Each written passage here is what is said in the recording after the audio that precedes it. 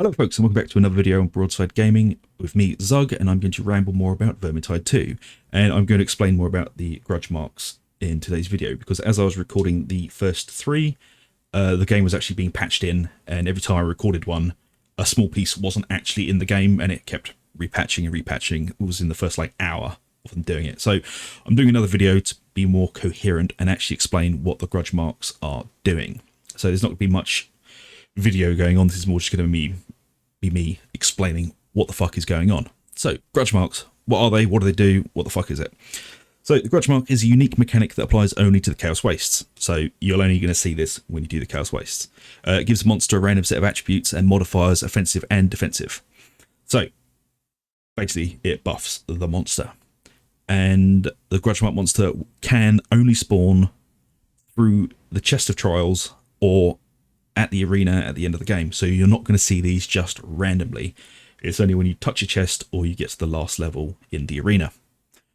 So depending on the difficulty and progress in the expedition, a grudge marked monster will have from 0 to 3 attributes. So if you're doing it on a recruit, it's not going to have any. If you're doing it on Cataclysm, it's going to have 3 for definite. And even with no attributes, they're still stronger. So even base with nothing, they are still stronger. And I'll give you the exact numbers in a second. And you can always differentiate a grudge mark monster by their unique appearance, names, and the attributes under the nameplate. So they are going to have big fuck off green crystals on the back of them. Their nameplate is going to be slightly shinier and orange, and they'll have a unique name, and it will tell you what they've got. So I'll go through the grudge mark attributes amounts. So on recruit, on the first level, 0, second 0, third 0, and on the arena they will have 1. On veteran, first, second 0, on the third 1, fourth 1, and the arena they will have 2 attributes. On champion, on the first level they will have 0, on the second they will have 0, on the third they'll have 1, on the fourth they'll have 1, and in the arena they will have 3. On legend, on the first level they will have none, on the second level they will have 1, on the third they will have 2, the fourth they will have 2, and in the arena they will have 3. On Cataclysm they will have 1 on the first, 1 on the second, 2 on the third, 2 on the fourth, and 3 in the arena. So what are these effects, and what they're doing? So the basic, every single grudge mark monster will have this no matter what. They will have 20% more damage, they'll have 50% more health, and their knockback distance will be reduced by 70%. So it's going to be a lot more difficult to knock these fuckers off of a cliff.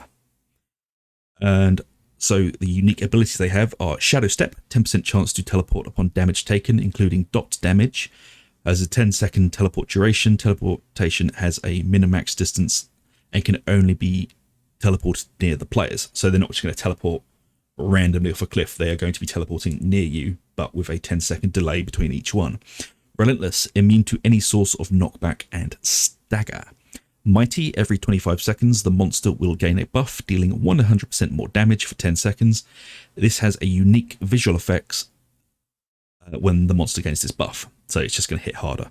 Vampiric, dealing damage, heals equal to 200% of the damage dealt. Stormfiend and Troll Puke does not trigger this effect. Rampant, who misses, immune to ranged attacks and explosion, damage bombs, etc. Not immune to dot damage applied by ranged weapons.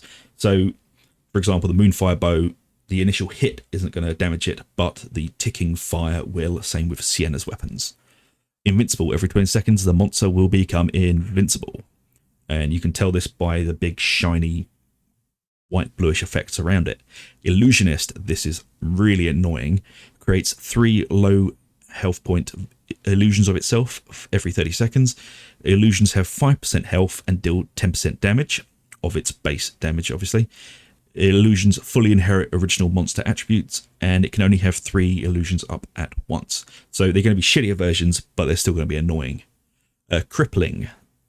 Dealing damage reduces players' normal movement speed, crouch, and walk speed, jump height by 70%, and dodge distance by 50% for 5 seconds. Stormfiends and Troll Puke does not trigger this effect. Shield Chatter attacks stamina damage, increase directly and go through block when the player runs out of stamina. Weirdly worded. Attacks stamina damage increase directly and goes through block. It fucks up your block. Hitting players reduces their stamina regen by 100% for 5 seconds. Stormfiend, Fire, and Trolls Puke doesn't do this. So that's really weirdly worded. So hitting a player reduces their stamina regeneration by 100% for 5 seconds. Okay. And regeneration regenerates 2% of its maximum health every 1 second after it stops taking damage for 3 seconds. So that is very useful to know. So it doesn't regenerate as long as you keep hitting the fucking thing. There you go. They are all the attributes these monsters can have.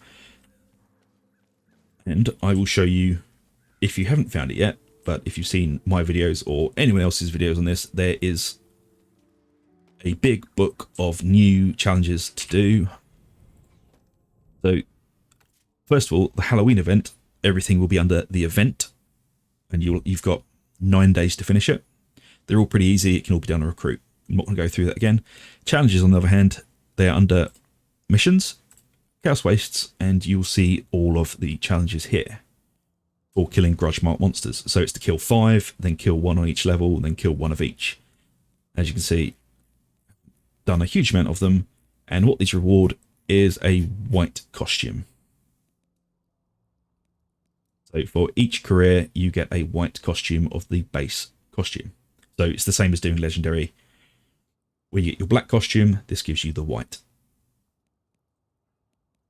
So not massively complicated. It'll just take a bit of time to sort out.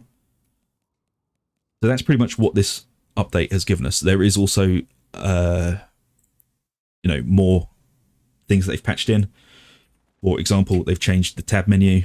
A lot of you may have been using mods to see what people are using. The new tab menu has gotten rid of that. You can see the equipment.